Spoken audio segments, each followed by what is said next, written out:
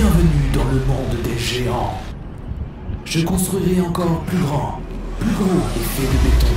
C'est maintenant à moi de conquérir. Surprise, motherfucker. Salut tout le monde, bienvenue dans ce nouveau vlog reportage. Je me retrouve à Paris comme dans le premier épisode de la série avec la rencontre du groupe activiste Extinction Rebellion. XR Paris ainsi que d'autres mouvements écologistes répondent présents dans plusieurs lieux stratégiques de la ville pour militer contre les projets de construction inutiles. Oui, parce que l'industrie du bâtiment est l'une des plus polluantes au monde actuellement. Elle est à l'origine de la disparition de nombreuses ressources naturelles des plus importantes, suite à son exploitation massive et non pas inépuisable comme vous pouvez peut-être le penser, de la disparition de nombreux écosystèmes et du gaz à effet de serre que cela engendre pour construire d'une ville entière à une maison.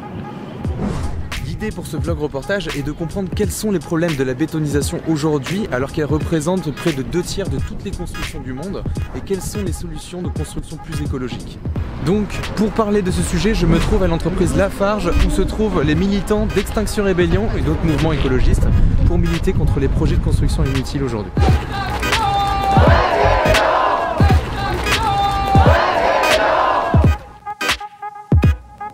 Effectivement, certaines ressources sont épuisables et se trouvent exploitées en abondance pour satisfaire le besoin gourmand de construire toujours plus gros et toujours plus grand. Le béton se trouve quasiment partout, tout autour de nous. Il a mérité sa place dans notre société par ses nombreuses caractéristiques en termes d'isolation phonique, thermique, sa résistance au feu, sa solidité, ainsi que sa diversité en termes de texture, de forme et de teinte, mais aussi parce que son coût est relativement bas. On pourrait dire que c'est le matériau idéal, seulement ce dernier représente un grave danger pour l'environnement. Le but de l'action, c'est bon, déjà de bloquer ce site pour une journée, mais forcément aussi de communiquer sur le fait qu'il y a plein de problèmes liés à la bétonisation. Marquer quelques adversaires qu'on a, je pense qu'il faut les identifier. Là on les a marqués, clairement on a laissé plein de trucs, on a pris possession de leur terrain et je pense que ça fait partie des choses qu'il faut qu'on apprenne à faire, à aller sur leur territoire, à leur faire un peu peur aussi, à leur dire qu'on peut revenir quand on veut. Et après ça, de toute façon, là c'est des opérations plutôt de communication, de faire savoir qu'il y a un enjeu sur le béton, d'avoir un petit peu de presse, etc. Et puis de reprendre un peu de pouvoir aussi ensemble par la désobéissance civile. La base du béton est composée de 3 composants, de l'eau, du ciment et différents types de granulats. Là on va s'intéresser particulièrement au sable. Le sable est actuellement une ressource en voie de disparition et pourtant on ne se rendait pas forcément compte de l'utilisation qu'on donne de celle-ci à notre quotidien. Dans notre société elle est en quelque sorte vitale et je vous avoue que j'étais assez choqué d'apprendre tous les endroits où vous pouvez en retrouver aujourd'hui. Et le bâtiment est aujourd'hui le plus gros consommateur de cette ressource. Les chantiers absorbent aujourd'hui plus de 15 milliards de tonnes de sable par an. Je ne sais pas si vous vous imaginez, d'après un article de Consoblog ainsi qu'un documentaire d'Arte, ceux-ci sont principalement extraits des fonds marins, des plages, des mines ou des rivières. Il s'avère que le sable des déserts est trop fin et trop rond pour adhérer avec le ciment. Pour vous donner une idée de la quantité de sable utilisée en moyenne par chantier, une maison moyenne représente environ 200 tonnes de sable. Chaque kilomètre d'autoroute représente environ 30 000 tonnes de sable. Et la construction d'une centrale nucléaire représente quant à elle 12 millions de tonnes de sable. C'est complètement dingue et inquiétant, surtout lorsqu'on entend dans une interview du journal Le Monde en fin d'année 2019, Jean-Bernard Lévy annonce l'ouverture de 6 nouveaux réacteurs nucléaires dans les années à venir. Okay. Comment peut-on espérer le changement de la situation climatique actuelle si nous ne faisons que l'empirer? Et voilà pourquoi en partie tous ces gens militent aujourd'hui. C'est face à ce type de projet qui représente aujourd'hui un grave problème pour la planète. Certaines constructions dans le monde n'ont servi littéralement à rien, notamment à cause de la crise économique.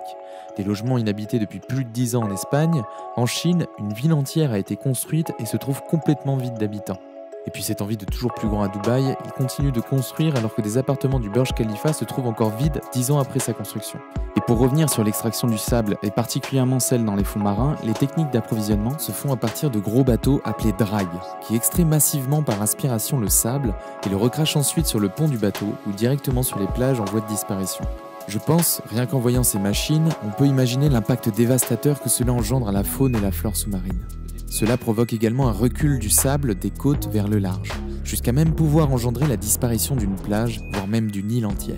Quand vous prenez du sable et que vous le coulez dans du béton, eh bien ce sable est emprisonné pour toujours. Il n'existe plus en tant que ressource.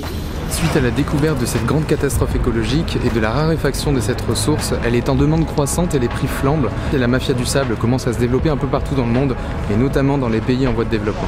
Et l'approvisionnement en eau est aussi un grave problème. Oui, parce qu'il n'y a pas que le sable, il y a aussi l'eau. L'approvisionnement en eau est aussi un grave problème écologique. En effet, dans l'industrie mondiale, près de 10% de l'eau est utilisée pour fabriquer du béton, sachant que certains pays sont mis à rude épreuve pour pouvoir s'approvisionner en eau potable. Donc pour faire le point, c'est un véritable problème écologique par la disparition des ressources naturelles, des espèces, à cause de cette exploitation et de cette destruction des écosystèmes. En fait, on va se diviser en deux. Il y a une première équipe qui va partir directement sur le site avec des médiateurs. Actuellement, le groupe est en train un peu de se séparer. Là, ils sont en train de préparer une action dans une autre entreprise Lafarge. Ça ne devait se passer que dans une entreprise. Ils continuent encore justement de perturber les industries de construction aujourd'hui. La bétonisation est aussi un facteur du réchauffement climatique. Et si l'industrie du bâtiment était un pays aujourd'hui, il serait le 3e plus pollueur du monde. Non, c'est pas une blague. Et je tousse juste pour accentuer le problème.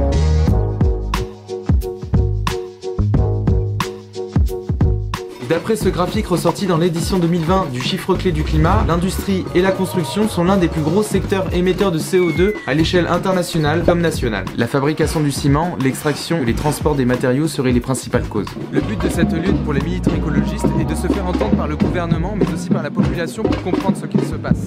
Rassembler pour stopper en urgence ce désastre, voilà dont il est question pour XR aujourd'hui, et d'éviter à tout prix que la planète bleue devienne grise.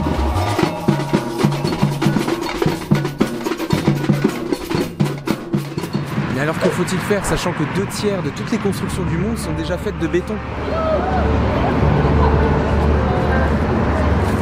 En laissant place à plus de verdure dans les villes et en végétalisant les murs par exemple. Là je suis au Quai Branly en ce moment et je trouve ça quand même plutôt beau.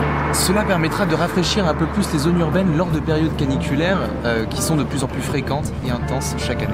Comme d'ailleurs mentionné sur la chaîne avec la vidéo sur la canicule du record de température à Rennes, il s'agit là d'un processus de végétalisation des zones urbaines. C'est beau quand même, non ? La question maintenant c'est existera-t-il ou existe-t-il des méthodes plus écologiques de construction qui remplacera le béton ? Plein de techniques sont en phase de test aujourd'hui, d'autres sont déjà mises en place. D'ailleurs, je vais maintenant voir de plus près l'une d'elles, et pour cela, je quitte Paris. Et non, ce n'est pas pour le moment, la deuxième partie se déroule dans une nouvelle vidéo actuellement en cours de montage, mais ça arrive bientôt. Et je pars à la découverte de l'entreprise Ecopaille ainsi que chez l'habitant pour savoir s'il existe des méthodes de construction plus écologiques et qui feraient face au béton. Ah mais attends, elle est peut-être déjà sortie en fait, non? Ici? Ah mais peut-être pas. Mais si, c'est elle, vas-y, clique. Ah non. Bon, s'il n'y a rien, c'est qu'elle n'est pas encore sortie. En tout cas, tu peux t'abonner à notre chaîne en cliquant en bas à droite pour nous suivre. Allez, ciao!